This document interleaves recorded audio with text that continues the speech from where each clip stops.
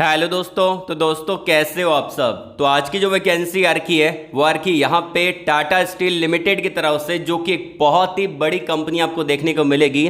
उसके अंदर बम्पर भर्ती का ये ऑफिशियली नोटिफिकेशन जारी किया गया है और यहाँ पे अलग अलग टाइप की पोजीशन आपको देखने को मिलेगी।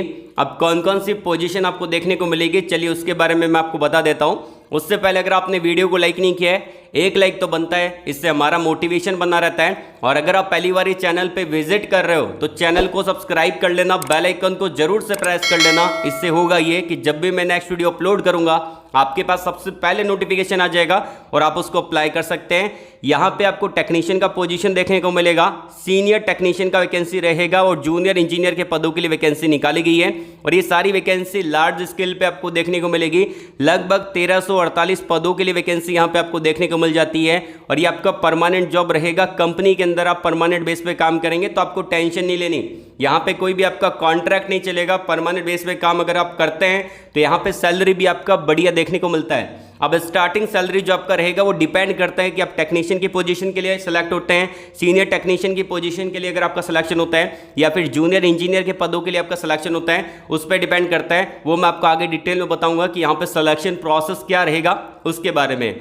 तो अगर आपने वीडियो को लाइक नहीं किया है, लाइक कर देना। टारगेट जो हमने रखा है वीडियो के लाइक का वो आपका रहेगा 1200 प्लस आपको लाइक करवाने हैं। अपने दोस्तों के अंदर भी वीडियो को शेयर कर दो मेरे भाई, ताकि वीडियो उन सभी लोगों तक पहुंच सके जो यहाँ पे एलिजिबल है। और कमेंट बॉक्स में आप अपने एजुकेशन क्वालिफिकेशन को जरूर से कमेंट करके बताना। इससे फायदा आप लोगों को ये होगा कि जब भी मैं नेक्स्ट वीडियो अपलोड करूंगा यहाँ पे आपको वही अपडेट दूंगा जो आपने मुझको कमेंट बॉक्स में बता रखा है। जैसे कि आपका एजुकेशन क्वालिफिकेशन कौन सा है, आपकी ब्रांच कौन सी है, आपका ट्रेड कौन सा है, कौन सी लोकेशन में जॉब सर्च कर रहे हैं, फ्रेशर है या फिर एक्सपीरियंस होल्डर है, पास आउट ईयर कौन सा है। ये सारी चीज़ें वन बाय वन आप कमेंट बॉक्स में बता देना। इससे आपको अपडेट देने की कोशिश करूंगा। और टेलीग्राम चैनल को जाके ज्वाइन कर लेना। यहाँ पे आपको फायदा ये होगा कि यहाँ पे आपको प्रीमियम टाइप की जॉब अपडेट, जो कि अक्सर मैं यूट्यूब पे अपलोड नहीं कर पाता, उनका अपडेट यहाँ पे दे दूंगा। सीट यहाँ पे लिमिटेड रहेगा, लिंक मैंने वीडियो के कमेंट बॉक्स में दे रखा है। तो शुरू करने से पहले अगर आप हमारे इस चैनल पे नहीं है तो चैनल को सब्सक्राइब कर ले, पास में जो घंटी वाला आइकन है उसको दबा दे, ताकि आपको नेक्स्ट वीडियो का नोटिफिकेशन सबसे पहले मिल पाए।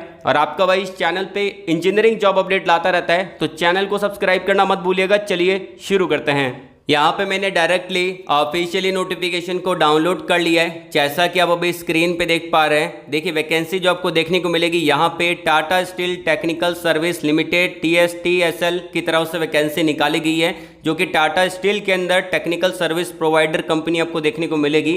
परमानेंट जॉब यहाँ पे आपका रहेगा, टॉप पे ही मेंशन कर रखा है। साथ ही साथ यहाँ पे इन्होंने एडवर्टाइजमेंट नंबर जारी कर दिया है, जो कि आपको स्क्रीन पे दिख रहा होगा। और इसका जो लास्ट डेट रहेगा यहाँ पे 6 सितंबर 2023 इसका लास्ट डेट रहने वाला है। तो 6 सितंबर से पहले पहले इसको अप्लाई कर देना। अप्लाई का प्रोसेस मैं आपको आगे वीडियो के अंदर बताऊंगा, तो टेंशन भी आपको नहीं लेनी।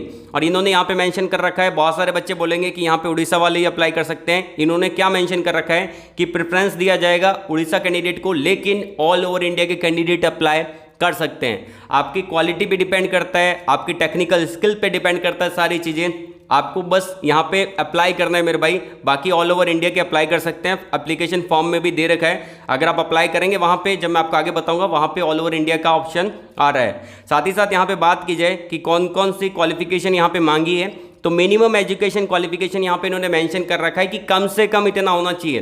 कम से कम आपके पास IT होना चाहिए, इलेक्ट्रिकल के अंदर, फिटर के अंदर, या फिर मैकेनिकल के अंदर, या फिर अगर आपने डिप्लोमा कर रखा है तो भी एलिजिबल है, या फिर अगर आपने BTech कर रखा है, MEM कर रखा है, सारे कैंडिडेट इसको अप्लाई कर सकते हैं। लेकिन आपके पास मिनिमम इतना होना चाहिए, या फिर अगर आपने डिप्लोमा के बाद BTech किया है तो भी एलिजिबल है, या फिर अगर आपने 10वीं के बाद BTech किया है तो भी एलिजिबल है, या फिर अगर आपने यहाँ पे 12वीं के बाद डिप्लोमा कर रखा है तो भी एलिजिबल है, उसके बाद BTech कर रखा है तो भी इसको अप्लाई कर सकते हैं। तो सारे कैंडिडेट यहाँ पे एलिजिबल रहेंगे। यहाँ पे इन्होंने बोल रखा है कि 2 साल का एक्सपीरियंस इन्होंने बोला है, लेकिन अगर आप जब अप्लाई करेंगे वहाँ पे अगर आपके पास 1-1.5 साल का भी एक्सपीरियंस है, 6 महीने का भी एक्सपीरियंस है, तो भी इसको अप्लाई कर सकते हैं। एंड यहाँ पे जो आपकी एज क्राइटेरिया है वो आपका मैच होना जरूरी है, इसको कंफर्म कर लीजिएगा। 40 साल यहाँ पे एज लिमिट रखी है। 1 अगस्त 2023 तक यहाँ पे आपका एज काउंट होने वाला है। डिपार्टमेंट आपको ऑपरेशन का, मैकेनिकल मेंटेनेंस का और इलेक्ट्रिकल मेंटेनेंस का जो कि कोर डिपार्टमेंट रहता है वो आपको यहाँ पे मिलेगा। सैलरी भी बढ़िया आपको देखने को मिलेगी। सीटीसी जो आपका रहेगा यहाँ पे इन्होंने 2.5 लाख रुपए पर एनुअल इन्होंने मेंशन कर रखा है, लेकिन ये सीटीसी आपका 1 साल तक रहेगा, मतलब कि जो 1 साल तक आपको 2.5 लाख रुपए मिलेंगे, प्लस इसमें टीए डी एचआर है, अगर आप ओवर टाइम करते हैं तो उसका पैसा अलग से मिलेगा। ठीक है, तो सारी चीज़ें ऐड होने के बाद 3.5 लाख रुपए तक आपका सीटीसी यहाँ पे पहुँच जाता है। अगर आप 1 साल काम कर लेते हैं उसके बाद सीटीसी आपका जो रहेगा वो आपका रहेगा यहाँ पे 4.5 लाख रुपए से लेके 6.5 लाख रुपए के बीच में ये सीटीसी 1 साल के बाद आपको देखने को मिलेगा।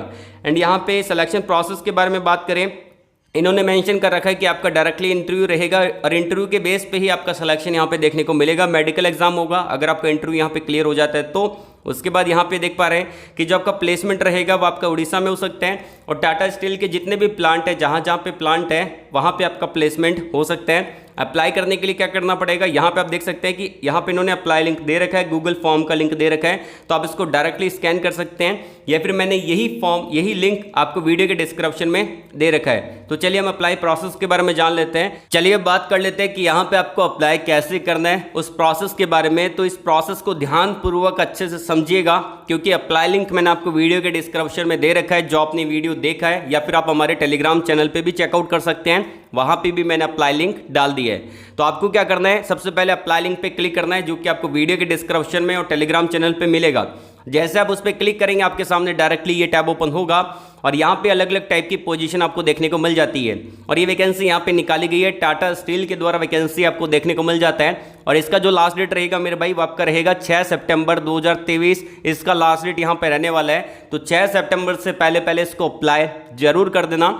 बेसिकली बात की जाए, यहाँ पे आपके सामने जो फॉर्म ओपन होगा इसको आपको फिल करना पड़ेगा और यहाँ पे इन्होंने रेड के अंदर मेंशन कर रखा है कि जो स्टार मार्क है वो इंडिकेट करता है यहाँ पे मैंडेटरी है, उसको आपको फिल करना ही पड़ेगा। बाकी जो सारी चीज़ें आप उसको खाली छोड़ सकते हैं। ठीक है, तो चलिए फिल करने के बारे में देख लेते हैं कि कैसे इसको फिल करना है। सबसे पहले आपका आ जाता है नेम, तो यहाँ पे स्टार मार्क दे रखा है, तो यहाँ पे योर आंसर की जगह आपको अपने नेम को डाल देना है। जो भी आपका नाम है, जो भी कैंडिडेट इसको अप्लाई कर रहा है इस नाम को यहाँ पे आप डाल सकते हैं। उनके पिताजी का नाम यहाँ पे आ जाएगा, जो भी यहाँ पे बॉक्स दे रखा है इसके अंदर। उसके बाद क्या करना है, यहाँ पे आपको अपनी DOB को सिलेक्ट करना है, मतलब कि डेट ऑफ बर्थ को यहाँ पे आपको फिल करना है। जो भी आपकी डेट ऑफ बर्थ है आधार कार्ड में जो मेंशन कर रखी है उसी को यहाँ पे फिल कर देना है। उसके बाद आता है यहाँ पे आपके मोबाइल नंबर, तो यहाँ पे क्या करना पड़ेगा, आपके जो भी मोबाइल नंबर है उसको आपको यहाँ पे डालना पड़ेगा और वही मोबाइल नंबर डालिएगा जो एक्टिव है, क्योंकि कंपनी वाले अगर आपको कॉल करेंगे, ईमेल करेंगे तो आपको एक्टिव मोबाइल नंबर और एक्टिव ईमेल आईडी ही यहाँ पे फिल करनी रहेगी। उसके बाद आता है यहाँ पे ईमेल आईडी, तो आप अपनी ईमेल आईडी को यहाँ पे डाल सकते हैं। अब तक हमने जितने भी यहाँ पे बॉक्सेस को फिल किए उसके सामने स्टार मार्क दे रखा है, तो ये आपका मैंडेटरी है, इसको आप खाली नहीं छोड़ सकते, फिल करना ही पड़ेगा। अगर आप फिल नहीं करेंगे फिर डायरेक्टली इसको सबमिट करेंगे तो ये सबमिट नहीं होगा, तो आपको इसको फिल करना पड़ेगा।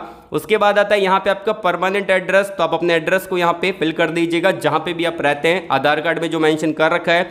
उसके बाद आता है आपका पिन कोड, तो आप अपने एरिया का पिन कोड मेंशन कर सकते हैं। अगर आपको पता नहीं कि पिन कोड क्या होता है तो गूगल पे सर्च कर लेना, आपके एरिया का पिन कोड आ जाएगा, वहाँ पे यहाँ पे आपको वो कॉपी करके डाल देना है। आपका स्टेट कौन सा है उस स्टेट को यहाँ पे सिलेक्ट कर सकते हैं, जो भी आपका स्टेट है उसको यहाँ पे डाल देना है। उसके बाद आता है यहाँ पे कि आपका डोमिसाइल स्टेट क्या है, तो जो भी आपका डोमिसाइल स्टेट है उसको आप यहाँ पे डाल सकते हैं। हाईएस्ट एजुकेशन क्वालिफिकेशन क्या है, अब यहाँ पे ध्यानपूर्वक देखिएगा। देखिए बहुत सारे ऑप्शन दे रखे हैं। पहला आता है यहाँ पे 10वीं का, 12वीं का, ग्रेजुएशन का, मास्टर का, मतलब कि यहाँ पे अगर आपने 10वीं कर रखा है, 12वीं कर रखा है, डिप्लोमा कर रखा है, BB टेक कर रखा है, ME टेक कर रखा है, सारे कैंडिडेट यहाँ पे अप्लाई कर सकते हैं। तो जो भी आपका हाईएस्ट एजुकेशन क्वालिफिकेशन है उसको आप मेंशन कर सकते हैं। जैसे कि यहाँ पे अगर मैंने BB टेक कर रखा है तो मैं यहाँ पे ग्रेजुएशन सेलेक्ट कर लूँगा, और अगर मैंने यहाँ पे डिप्लोमा कर रखा है तो यहाँ पे मैं 12th को सिलेक्ट कर लूँगा। ठीक है, और यहाँ पे नीचे आ जाता है कि टेक्निकल क्वालिफिकेशन क्या है, तो टेक्निकल क्वालिफिकेशन को यहाँ पे आप मेंशन कर सकते हैं। जैसे कि अगर आपने ITI कर रखा है या फिर अगर आपने डिप्लोमा कर रखा है तो जो भी आपका यहाँ पे टेक्निकल क्वालिफिकेशन है उसको आप यहाँ पे सिलेक्ट कर सकते हैं। जैसे कि कोई बच्चा है जिन्होंने 10th के बाद ITI कर रखा है तो यहाँ पे 10th सिलेक्ट करिएगा, उसके बाद ITI सिलेक्ट करिएगा। जिन बच्चों ने 10th के बाद डिप्लोमा कर रखा है तो यहाँ पे टॉप पे आपको 10th को सिलेक्ट करना है, उसके बाद यहाँ पे डिप्लोमा को, टेक्निकल क्वालिफिकेशन में डिप्लोमा को सिलेक्ट करना है, अगर आपने BTech कर रखा है, उससे पहले डिप्लोमा कर रखा है, तो यहाँ पे तो आपको BTech को सिलेक्ट करना, ऊपर ऑप्शन आ जाएगा, यहाँ पे आप देख सकते हैं ग्रेजुएशन का, और टेक्निकल क्वालिफिकेशन के अंदर आपको डिप्लोमा सेलेक्ट कर लेना है। तो ये आपका टेक्निकल क्वालिफिकेशन हो गया। उसके बाद आता है यहाँ पे अदर टेक्निकल क्वालिफिकेशन, जैसे कि अगर आपने कोई अप्रेंटिसशिप कर रखा है, कोई इंटर्नशिप कर रखा है, तो उसको आप यहाँ पे मेंशन कर सकते हैं। अगर कर रखा है तो ही यहाँ पे मेंशन करिएगा, अगर आपने नहीं कर रखा तो यहाँ पे आप देख सकते हैं कोई भी स्टार मार्क नहीं दे रखा, तो आप इसको खाली भी छोड़ सकते हैं। खाली छोड़ेंगे तो भी आपका यहाँ पे फॉर्म सबमिट हो जाएगा। उसके बाद आता है यहाँ पे do you have AITT certificate. अगर आपके पास यहाँ पे AITT का सर्टिफिकेट है तो यस और नो में आपको फिल कर देना है। नो का ऑप्शन भी अवेलेबल है। आधार कार्ड के नंबर यहाँ पे आपको डाल देना है। उसके बाद आता है यहाँ पे टोटल ईयर ऑफ एक्सपीरियंस, तो आपको जितने साल का भी एक्सपीरियंस है उसको आप यहाँ पे डाल सकते हैं। फ्रेशर लोग अप्लाई करना चाहते हैं तो कर देना, तो यहाँ पे आपको 0.00 फिल कर देना है जो भी फ्रेशर है। बाकी एक्सपीरियंस वाले हैं तो यहाँ पे 1 साल 2 साल 3 साल जितना भी एक्सपीरियंस आपको है उसके अकॉर्डिंग यहाँ पे डाल सकते हैं। उसके बाद पूछा गया यहाँ पे करंट ऑर्गेनाइजेशन नेम, तो आप जिस कंपनी में काम कर चुके हैं उसका नाम डाल सकते हैं। जैसे कि मान लेते हैं कि आपने कोई अप्रेंटिसशिप कर रखा है BPCL से, भारत पेट्रोलियम कॉर्पोरेशन लिमिटेड की तरफ से आपका अप्रेंटिसशिप कंप्लीट हो चुका है, तो आपको क्या करना पड़ेगा, यहाँ पे टोटल ईयर ऑफ एक्सपीरियंस के अंदर आपको डालना है यहाँ पे 1 साल का, और यहाँ पे जो कंपनी है यहाँ पे पूछा गया है तो उसके अंदर आपको BPCL फिल कर देना है, भारत पेट्रोलियम कॉर्पोरेशन लिमिटेड। तो आप अपनी अप्रेंटिसशिप को भी एज ए एक्सपीरियंस काउंट करवा सकते हैं। उसके बाद आता है यहाँ पे करंट डेजिग्नेशन, तो जो भी आपका डेजिग्नेशन है, जो भी आपका पोजीशन है, जिस कंपनी में आपने 1 साल तक काम किया है, जैसे कि अप्रेंटिसशिप कर रखा है, तो जैसे कि जिन्होंने ITI कर रखा है तो वो डाल सकते हैं ट्रेड अप्रेंटिसशिप, जिन्होंने डिप्लोमा कर रखा है वो डाल सकते हैं यहाँ पे टेक्नीशियन अप्रेंटिसशिप, और जिन्होंने BTech कर रखा है वो डाल सकते हैं यहाँ पे ग्रेजुएट अप्रेंटिसशिप। तो उसके अकॉर्डिंग आप यहाँ पे अपनी पोजीशन को सिलेक्ट कर सकते हैं। जितना भी स्टाइपेंड मिले उसके अकॉर्डिंग आप पर ईयर के अकॉर्डिंग आपका जो भी CTC रहा है उसको आप यहाँ पे डाल सकते हैं। जैसे कि अगर मान लेते हैं कि आपको 9,000 रुपये मिले तो 9 × 12 करके जितना भी CTC आपका बैठा है उसको आप यहाँ पे फिल कर सकते हैं। उसके बाद पूछा गया यहाँ पे date of joining current organisation, तो आपने जब ज्वाइन किया था अप्रेंटिसशिप को उसकी डेट को यहाँ पे मेंशन कर देना है, या फिर आप जिस कंपनी में ज्वाइन किए थे जिस दिन उस डेट को यहाँ पे अप्रॉक्सीमेट फिल कर सकते हैं, आगे पीछे जो भी है उसको यहाँ पे डाल सकते हैं। खाली नहीं छोड़ना है क्योंकि यहाँ पे साइड में स्टार मार्क दे रखा है। उसके बाद आता है यहाँ पे notice period in current organisation, तो आप 10-15 दिन का डाल सकते हैं। उसके बाद आता है यहाँ पे लास्ट ऑर्गेनाइजेशन नेम, तो आप इसको खाली छोड़ सकते हैं, डालना चाहे तो डाल सकते हैं। यहाँ पे कोई स्टार मार्क नहीं दे रखा, इसको भी आप खाली छोड़ सकते हैं। अगर आपकी मर्जी है डालना चाहे तो यहाँ पे भी CTC पूछा है तो आप इसको खाली भी छोड़ सकते हैं। डेट ऑफ ज्वाइनिंग पूछा है तो यहाँ पे स्टार मार्क नहीं है तो आप इसको खाली छोड़ सकते हैं। Date of leaving at last organisation, तो यहाँ पे भी आप इसको खाली छोड़ सकते हैं, इसको भी आप खाली छोड़ सकते हैं क्योंकि कहीं पे स्टार मार्क नहीं दे रखा। अब आते हैं डायरेक्टली यहाँ पे CV को अपलोड कैसे करना है। तो देखिए यहाँ पे इन्होंने मेंशन कर रखा है upload your CV in PDF format, तो आपका जो भी CV है, रिज्यूम है, वो आपका होना चाहिए PDF की फॉर्मेट में। अगर आपका CV रिज्यूम यहाँ पे डॉक की फॉर्मेट में है या फिर डॉक्स की फॉर्मेट में, वो यहाँ पे अपलोड नहीं होगा, वो डायरेक्टली फॉर्म को रिजेक्ट कर देगा।